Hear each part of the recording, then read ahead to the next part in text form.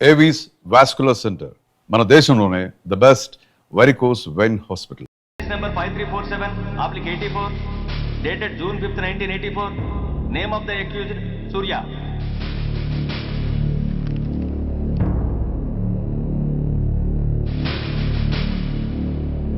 Proceed. Your honour, ఈ నేరస్తుడిని కఠినంగా శిక్షించండి అని వాదించడానికి కూడా ఒక్క నిమిషం ఆగి అతని వయసును సమీక్షించుకోవాల్సినంత చిన్న వయసులో ఇతను 2 హత్యలు చేశాడంటే మన న్యాయ వ్యవస్థ మొత్తం ఒక్కసారి మళ్లీ ఆలోచించుకోవాల్సిన పరిస్థితి ఏర్పడింది. ఇతనికి జరిగింది అన్యాయమే, కానీ హత్యకు హత్య, హింసకు ప్రతిహింస సమాధానం కాకూడదు. ఇతను చేసిన తప్పుకు తప్పకుండా శిక్ష విధించాల్సిందే. కానీ వేసి ఆ శిక్షలా మాత్రం కాకుండా మొత్తం బాలలోకానికి, రేపటి తరానికి శిక్షణలా అనిపించాలి. It's my sincere request. That's all your honour. బాబు, నువ్వు చెప్పుకోవాల్సింది ఏమైనా ఉందా? ఆ హత్యకు సంబంధించిన అన్ని వివరాలు మాకు తెలిసిన ఎక్స్ మినిస్టర్ ఈ ఊళ్ళో పవర్ఫుల్ పర్సన్ అయిన చౌడప్పకి అగెనిస్ట్ గా సాక్ష్యం చెప్పడానికి ఎవరూ ముందుకు రాకపోయేసరికి కేసు క్లోజ్ చేయాల్సి వచ్చింది.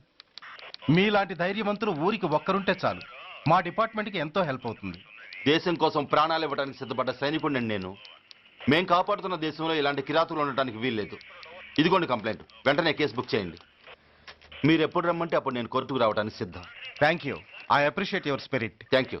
అవసరమైనప్పుడు కబురు పెడతాను, మీరు తప్పకుండా రావాలి. Sure.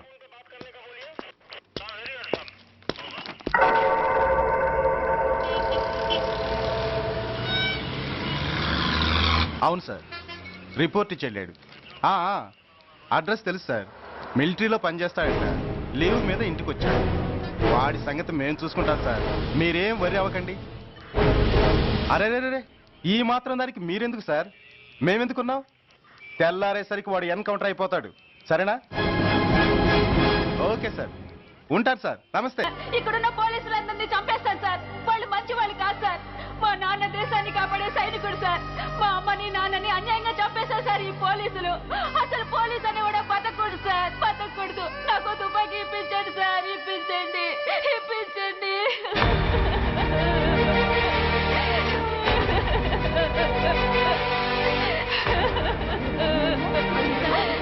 Order, order. The judgment is reserved. Court is adjourned. ఏ తలబట్టేసిందా? మీరా? ఏమో బాగున్నారా? బాగున్నానన్నయ్య. రండి కూర్చోండి. ఏరా, బోర్డర్లో ఉండాల్సిన వాడి కోర్టులో పరిశీలన అయ్యావు. ఎంతసేపు అయింది వచ్చి? ఈ కేసు హియరింగ్ స్టార్ట్ అయ్యేసరికి వచ్చావన్నయ్య. ఇంతకీ ఆ అబ్బాయికి ఏం శిక్ష పడొచ్చు? ఏముందమ్మా, మైనర్ కాబట్టి కొన్నాళ్ళ పాటు రీఫార్మ్ స్కూల్ పంపించాల్సి ఉంటుంది. ఆ శిక్ష వేసేసి చేతులు దులిపేసుకుంటారు, అంతేగా? నేరం చేసిన వాడికి శిక్ష వేయటం, చేతులు దులుపుకోవడం ఎలా అవుతుందిరా? వాడు చేసింది తప్పు కాదని నీ అంతరాత్మకు తెలియదా? మన దృష్టిలో తప్పు కాకపోయినా చట్టం దృష్టిలో అది నేరం. దానికి శిక్ష వేయక తప్పదు. అసలు శిక్ష అనేది ఎందుకురా? మనిషిలో పరివర్తన తేవటానికి.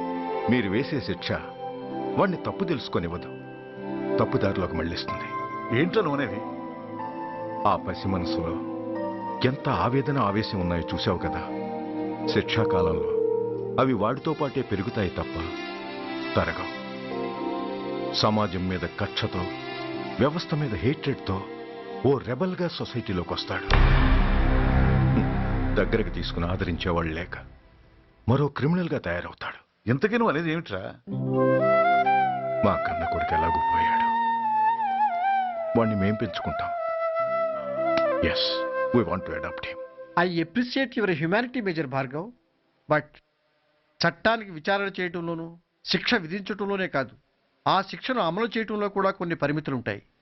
శిక్షాకాలం పూర్తి కాకుండా అతన్ని మీకు హ్యాండ్ ఓవర్ చేయటం కష్టం అవుతుంది.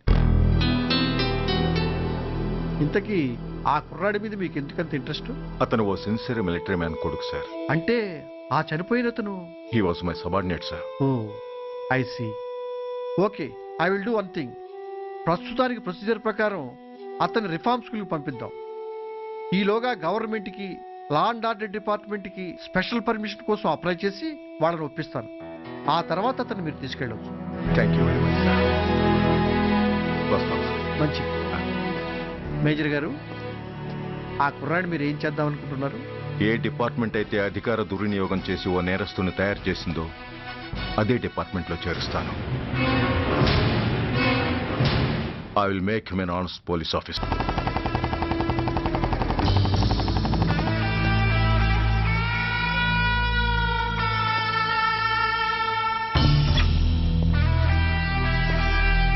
ఏంట్రా ఏంటి మీదకి వస్తున్నావు? ఏమన్నావురా? సిగ్నల్ పడకుండా ఎందుకు వెళ్ళావు? నన్ను నువ్వు ఏమన్నావు? బుద్ధి ఉందా లేదా అన్నాను. ఓహో,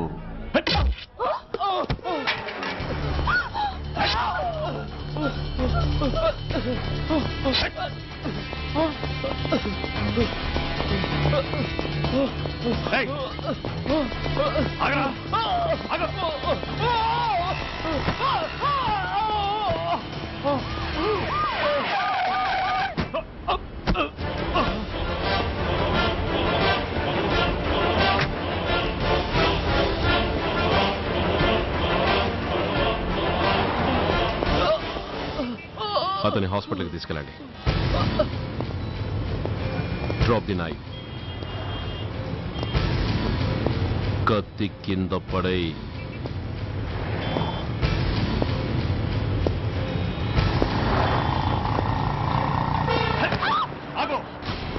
ముందుకొస్తే దీన్ని చంపేస్తా. చంపే. చంపితే ఏమవుతుంది? నిన్ను చంపడం నాకు ఇంకా తేలికవుతుంది. కమాన్, చంపే. ఆలోచిస్తావే కిల్లర్.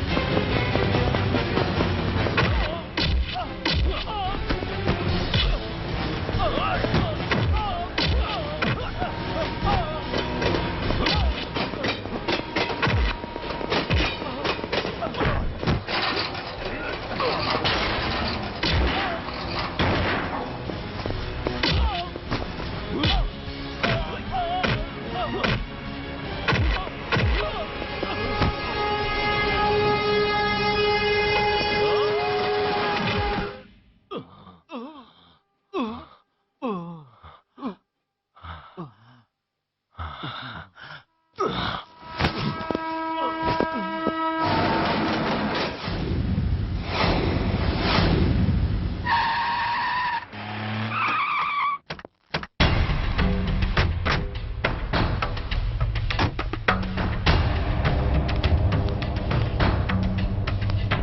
సార్. నమస్తే సార్.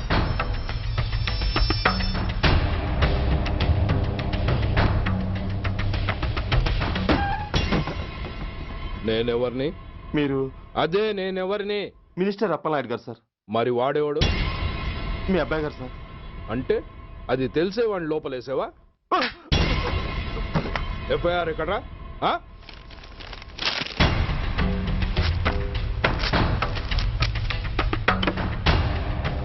నువ్వే నా రైటర్వి? అవును సార్. ఆ? నీకెన్ని గుండెలుంటే మా వాడి మీద ఎఫ్ఐఆర్ రాస్తారా? రే సెల్ తాళాలు ఎక్కడ్రా? ఇదిగోండి సార్. నీ అబ్బా నాకిస్తారా? ఇల్లు తెరువు. అసలు ఎవడరా నా కొడుకుని అరెస్ట్ చేసింది? ఏసీపీ సూర్య గారు అంటున్నానా? తూ నీ అబ్బా సిగ్గు లేదురా? ఆడంగి నాయల్లా తన్నులు తినొస్తారా? నా కడుపున చెడబుట్టావు కదరా. వెళ్ళు కార్లో కూర్చో. రేయ్ అసలే అడ్డదారులు అసెంబ్లీకి వెళ్ళినోడిని. నాకు సంబంధించిన విషయంలో ఎవడన్నా అడ్డొచ్చాడో అడ్డంగా నరికేస్తా. ఆ విషయం నీ ఏసీపీ గడికి చెప్పు. కాకి బట్టలు వాళ్ళ ఇంటి కర్టెన్స్ అనుకునే ఇలాంటి మినిస్టర్స్ ని గుడ్డలోడు తీసి నడి రోడ్డు మీద నడిపించాలి sir. Control your self mister Surya. Control చేసుకోవడానికి ఇది ఆవేశం కాదు సార్, ఆవేదన. ఒక పొలిటీషియన్ కారిడోర్ తీయడానికి పోలీస్ కావాలి. వాడు చేసిన తప్పుడు పని వల్ల కడుపు మండిన అన్నల బుల్లెట్ల గడ్డుగా పోలీస్ కావాలి. ఆఖరికి వాళ్ళ పెళ్లాల బ్యూటీ పార్లర్కి వెళుతుంటే తోడుగా పోలీస్ కావాలి. ఇలాగే కంటిన్యూ అయితే పోలీస్ అనేవాడు పొలిటీషియన్స్ పెంచుకునే వింత జంతువు అనుకుంటారు సార్ ప్రజలు. సార్ ఈ దేశంలో హిందువులకో న్యాయం, ముస్లింలకో న్యాయం, సిక్కులకో న్యాయం ఉన్నట్టే పొలిటీషియన్స్కో న్యాయం, రౌడీలకో న్యాయం, పబ్లిక్కో న్యాయం ఉండేలా రూల్ ఒకటి తీసుకురండి సార్.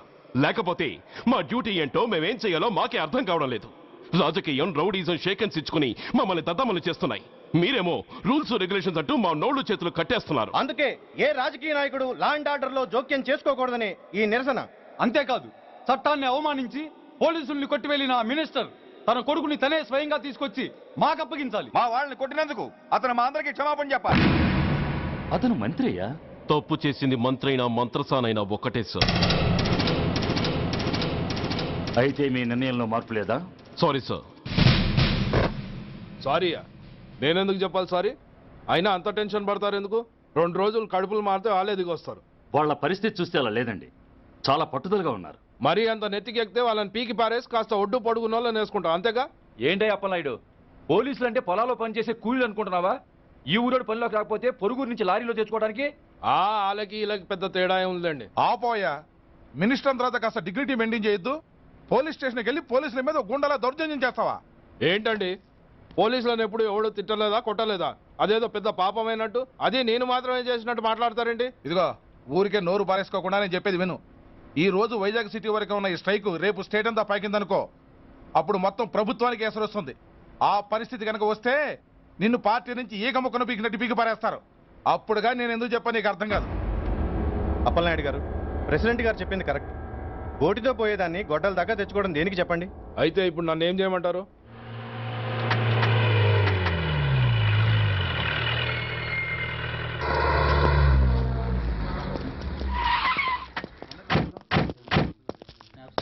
హలో, మా ఈ నిరసన పబ్లిసిటీ కోసం కాదు, మా ప్రాబ్లం సాల్వ్ చేసుకోవడం కోసమని మీకు ముందే చెప్పాను.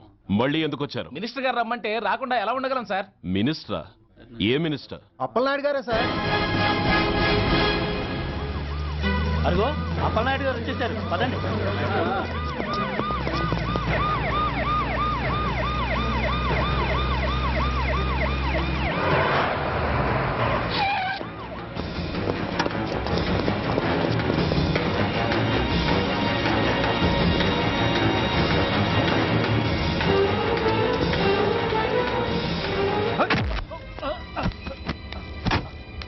నా కొడక ఏమనుకుంటున్నారా?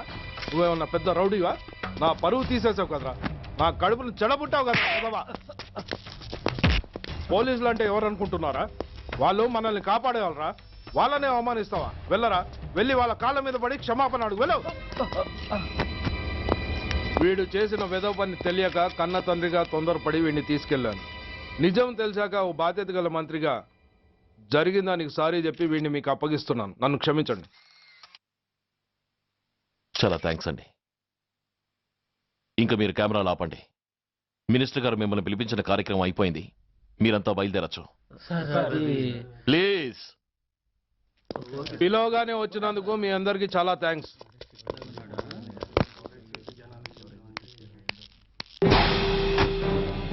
ఏంటయ్యా ఇది? ఎందుకు డోర్ మూసావు? ఏ సెక్యూరిటీ, అలా చూస్తూ నిలబడతా అండి. ఏంటయ్యా ఇది? మీరు చెప్పింది చేశానుగా. నా కొడుకుని మీకు అప్పగించాను, మీ అందరికి సారీ చెప్పాను. ఇంకా ఏంటి? చేసిన ప్రతి తప్పుకి సారీ అంటమే శిక్ష అయితే లా బుక్లన్నీ పాకెట్లో పెట్టుకునే డైరీ సైజుకి పడిపోతాయి. ఇంతకీ ఏంటయ్యా నువ్వు అనేది? మీరు మా వాళ్ళకిచ్చినవి తీసుకెళ్లిపోండి. ఒకళ్ళిచ్చిన ఉంచుకోవడం మాకు అలవాట్లేదు. నేనా? నేనేమిచ్చాను? మరీ అంత మతిమరుపు అయితే ఎలా సార్? ఓయ్, ఏంటిది? మీరు మా ఎస్ఐకి చెప్పుతో ఇచ్చారు. అతని తరఫున నేను మీకు షూతో ఇస్తున్నాను. ఏయ్, ఎంత ధైర్యం రా నీకు?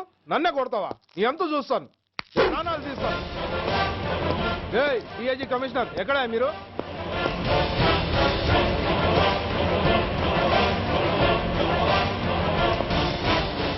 ఇది మా రైటర్కి ఇచ్చింది,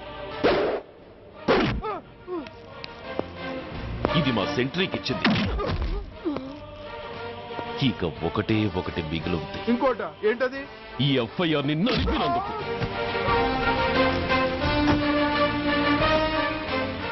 ఇక మీరు వెళ్ళండి. డ్రైవర్, వాడిని తీసుకెళ్లి లాకప్ లో పెట్టండి. ఇక మీరందరూ డ్యూటీలో జాయిన్ అవ్వచ్చు.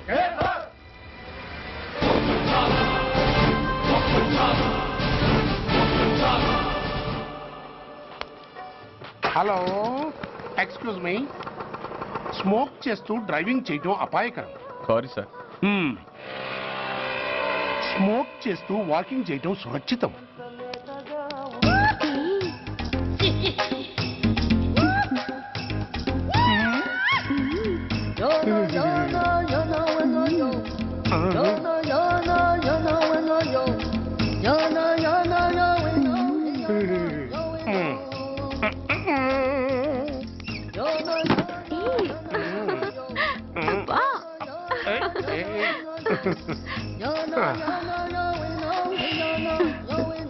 ఎలా ఉంది? అబ్బో సూపర్. తాపేశ్వరం కాజా అదిరింది. మరి నాకు ఇచ్చేస్తే నేను వెళ్ళిపోతా. ఏంటి ఇచ్చేది? నా పంతనానికి పేమెంట్. ఏంటి అర్థం కాలేదా? ఆడాళ్ళలో నువ్వు ఎలాగో, మగాళ్ళలో నేను అలా అనమాట. దొంగ సచ్చినోడా, నాటకాలు ఆడుతున్నావా? మర్యాదగా నా డబ్బులు ఇచ్చే. ఓయ్, సీను మార్చద్దు. ఇప్పుడు నువ్వు నన్ను రమ్మన్నావా, నేను నిన్ను రమ్మన్నానా? నేనే రమ్మన్నాను. లోపలికి వచ్చి నేనేమన్నాను? ఎంత అన్నావు? నువ్వేమన్నావు? 100 అన్నాను. కాదా? అంటే నా పర్సనాలిటీకి నువ్వు కట్టిన రేటు 100 అన్నమాట. అదే నేను అడిగాను. ఇచ్చేమ్మా. ఏంట్రా ఓవర్ చేస్తున్నావు? మర్యాదగా నా 100 నాకు ఇవ్వు, లేకపోతే నా లంగా ముందుకి నేను ఊరేసి చంపేస్తాను. Help help!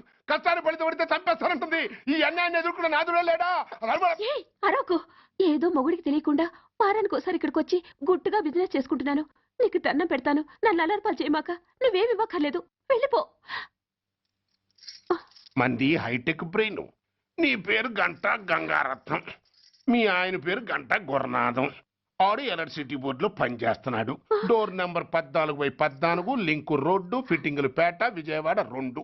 ఇది నీ అడ్రస్. నేను మంచోని గనక కమిట్ అయిన 100తో అడ్జస్ట్ అయిపోతున్నాను. ఆలస్యమైందనుకో అది డబుల్ అయిపోద్ది. ఇచ్చే నోటు చేతిలో పెట్టు. థ్యాంక్స్.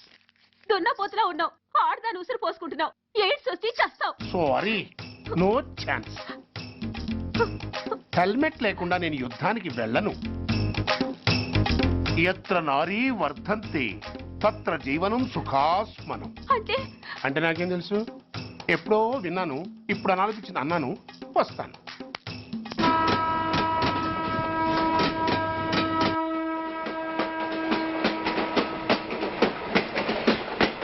మొత్తానికి స్వర్ణాంధ్రప్రదేశ్ పర్యటన ఒక రౌండ్ పూర్తయ్యి 2వ రౌండ్లో పట్టామన్నమాట.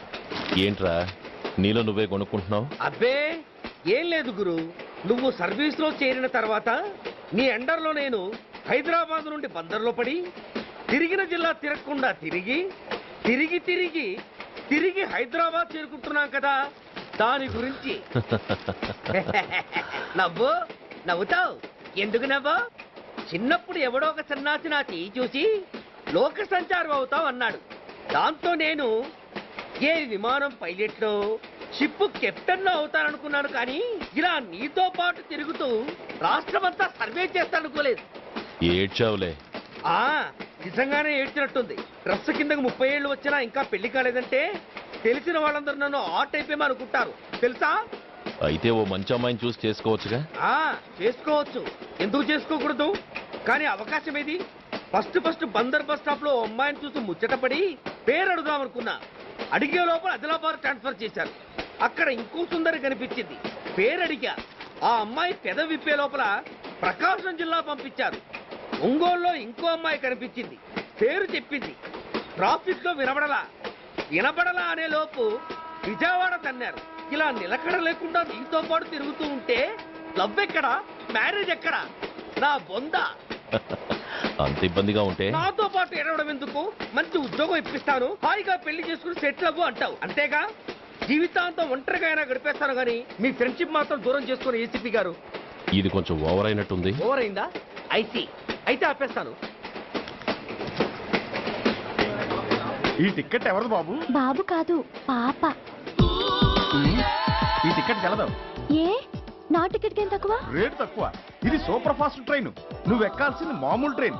సికింద్రాబాద్ లో దిగి పీటీ కట్టించుకుని మీ ఊరెళ్ళు. ఏ ఈ ట్రైన్ భువనగిరి వెళ్ళదా? వెళ్తుంది, కానీ ఆగదు. ఆగదా? ఎందుకు ఆగదు? ముందు కరీంనగర్ లో ఆగింది, తర్వాత సికింద్రాబాద్ లో ఆగుతుంది. మధ్యలో ఉన్న భువనగిరిలో ఎందుకు ఆగదు? ఏంటి లాజిక్కా? మీ ఊరికి ఈ ట్రైన్ ఆగేంత బిల్డప్ లేదు, గానీ ఎక్కువ మాట్లాడకుండా సికింద్రాబాద్ లో దిగిపో. ఏంటయ్యా అమాయకురాల్లా కనిపిస్తున్నాన్ని దబాయిస్తున్నావా? టికెట్ ఇచ్చినప్పుడు రైలు ఎందుకు ఆపరు? ఈ రైలు మా ఊళ్ళో ఆగాల్సిందే, ఆపి తీరాల్సిందే. అమ్మాయి, ఆడపిల్లవని ఊరుకుంటుంటే తెగరెచ్చిపోతున్నావు. ఇంకా ఎక్స్ట్రా చేసావంటే సికింద్రాబాద్ దాకా ఎక్సెస్ ఫేర్ రాసి ఫైన్ కూడా కట్టిస్తాను, జాగ్రత్త. ఏంటమ్మా నేనేమన్నానని? ఊరుకో తల్లి, ఊరుకో, నువ్వేం కట్టకర్లేదులే. ఏంటిది? కట్ట కాదు, పుస్తే. పుస్తా? ఒక పుస్తంటే 2 జీవితాల బంధం. ఈ తాళి పట్టుతోనే నా స్నేహితురాలు పెళ్లి ముడిపడి ఉంది. నేను టైంకి భువనగిరి చేరకపోతే ఆ పెళ్లి ఆగిపోతుంది. నేను తాళి పట్టు తీసుకెళ్తున్నానంటే వాళ్ళదెంత పేద కుటుంబమో ఆలోచించండి. అది అసలు అభిమానం గల పిల్ల. అలాంటి దాని పెళ్లి ఆగిపోతే ఆత్మహత్య చేసుకుంటుంది. ఆ పాప మీకు నాకు చుట్టుకుంటుంది. అందుకే చెప్తున్నాను, ఈ చైన్ లాగి ట్రైన్ అన్న ఆపండి, లేదా ఈ చైన్ లాగి నా ప్రాణాలను తీసేయండి. అమ్మా ఆండాళ్ళమ్మా కాదు, రంబమ్మ. ఆ పోనీ రంబమ్మ. ఆ చైన్ లాగి నా ఉద్యోగం పోగొట్టుకునే దమ్ము నాకు లేదు, గాని గార్డుతో మాట్లాడి మీ ఊళ్ళో ట్రైన్ స్లోగా వెళ్ళేలా చేస్తాను. రన్నింగ్ లో దిగలవా? స్టేషన్ వచ్చేసింది, జాగ్రత్తగా దిగమ్మా. దిగ్గానే నీ సామాన్లు కింద పడేస్తాం.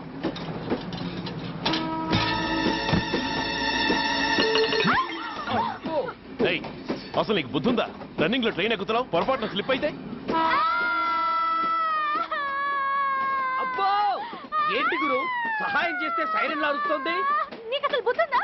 ఇక్కడ బండి ఆగదని తెలిసి ఆ టీసీ గడి కాళ్ళు గడ్డలు పట్టుకొని బతిలాడి బండి స్లో చేయించుకొని దిగితే నేను పడ్డ శ్రమంతా వృధా చేసి నన్ను మళ్ళీ లోపలికి లాగేసి రక్షించినట్టు పోజు కొట్టి పైన లెక్చర్లు ఇస్తావా? కథ అడ్డం తిరిగిందే. ఇదిగో ఈ తాళి పొట్టు నా స్నేహితురాలి పెళ్లి టైంకి అందించడానికి రన్నింగ్ ట్రైన్ నుంచి దిగాను. నన్ను మళ్ళీ ట్రైన్ లోకి లాగేశావు. చూడు, ఈ తాళి ముహూర్తానికి అందకపోయినా, అక్కడ కట్టిన తోరణాలు ఎండిపోయినా, వేసిన అప్పడాలు మెత్తపడిపోయినా, సికింద్రాబాద్ స్టేషన్ లో దిగిన వెంటనే మా బావ కబురు పెట్టి మీ సంగతి తేలుస్తాను, తిరగేసి కొట్టి తిరుపతి చూపిస్తాడు. గురు, మనం హైదరాబాద్ చేరక ముందే ట్రాన్స్ఫర్ చేయించేలా ఉంది. అమ్మా, నీ బావ ఏమైనా రాజకీయ నాయకుడా? కాదు, స్ట్రిక్ట్ పోలీస్ ఆఫీసర్, ఏసీపీ సూర్య. ఏసీపీ సూర్య నీ బావ? ఏ చెవుడా? కాస్త సౌండ్ ప్రాబ్లం, తను వినుంటాడు. ఇంతకీ నీ బావ ఎవరో నీకు తెలుసా తల్లి? ఈయనకేమైనా మెంటలా? కాస్త ఆట అయిపోయలే. నువ్వే టైప్ నాకేంటి? ఇదిగో పాయింట్కి వచ్చేస్తున్నాను. నువ్వేం చేస్తావో నాకు తెలీదు. ముహూర్తం సరిగా 10:30కి. ఈలోగా ప్లాట్ఫామ్ లో పడిపోయిన నా సామాన్తో సహా నేను భువనగిరి పెళ్లి వారింట్లో ఉండాలి. ఒకవేళ అలా జరగలేదనుకో, చెప్పానుగా మా సూర్యంబాబు గురించి, ఆ తర్వాత మీ ఇష్టం.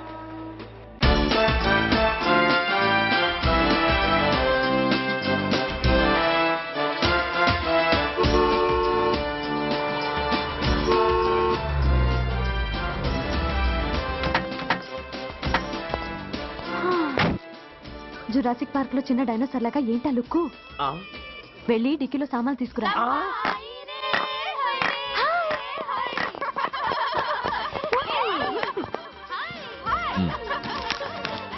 పర్వాలేదు, ఉంచుకో. టికెట్ ఏంటి ఇంత ఆలస్యంగా వచ్చావు? సారీనే. అది సరిగాని అతను ఎవరే? వీడా, వాడు అసిస్టెంట్. మరి అతను? వాడా, మన బాడీ గార్డ్. అవును, పెళ్లి కూతురేది? లోపల మేకప్ అవుతుంది. నీ మీద చాలా కోపంగా ఉంది. కనీసం 2 రోజుల ముందైనా వస్తావని ఎక్స్పెక్ట్ చేసింది. దాని కోపం పోగొట్టడానికి నా దగ్గర ఓ మంత్రం ఉందిలే.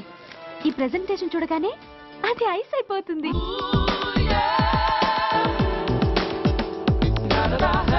రండి, దాని దగ్గరికి వెళ్దాం. Hi uncle. నమస్తే సార్, వెల్కమ్ సార్. మీకు వైజాగ్ కార్డు పంపించారు సార్. పర్సనల్ గా చెబుదామని ఫోన్ కూడా చేశాను. మీకు హైదరాబాద్ ట్రాన్స్ఫర్ అయిందని చెప్పారు. అక్కడ హెడ్ క్వార్టర్స్ కూడా కార్డు పంపించాను. మీకు అందుతుందో లేదో, వస్తారో రారోనని తెగ టెన్షన్ ఫీల్ అయ్యాను సార్. నాకు ఇన్ఫర్మేషన్ అందింది, అందుకే వచ్చాను. చాలా సంతోషం సార్. మీరు రండి సార్. గోమతి, దీపికా కపులావ్, కోనాయా దేక్. ఏంటి అతన్ని బాడీ గార్డ్ అన్నావు? అంకుల్ ఏమో అంత రెస్పెక్ట్ ఇచ్చి హడావుడు చేస్తున్నారు. ఉండవే, అసలే మతిపోయి నేను ఎడుస్తుంటాను. హలో, ఏంటి జురాసిక్ పార్క్ లో పెద్ద డైనోసార్లా మొహం పెట్టావు? షాక్ అయ్యావా? అప్పుడే ఏమైంది? ఇంకా ముందుంది. ఇదిగో నీ బ్యాగ్, ఇదిగో నీ పెట్టి. నీకెప్పుడూ చెప్తుండేవాడిని, మా పోలీసులో హీరో, మా డిపార్ట్మెంట్ కి గర్వకారణమని. అంటే ఏసీపీ సూర్య. అవునమ్మా. Nice meeting sir. I'm so thrilled sir. నా భార్య సార్. నమస్తే జీ. నమస్తే. మా అల్లుడు sir. Glad to meet you sir. వాళ్ళ father sir, ACP Suryan sir. Hello sir. ఏవేరమ్మా ఇలా రావే? ఏ నిన్నే పిలుస్తుందే. నోరు మూయండి. Hello, calling. Go go.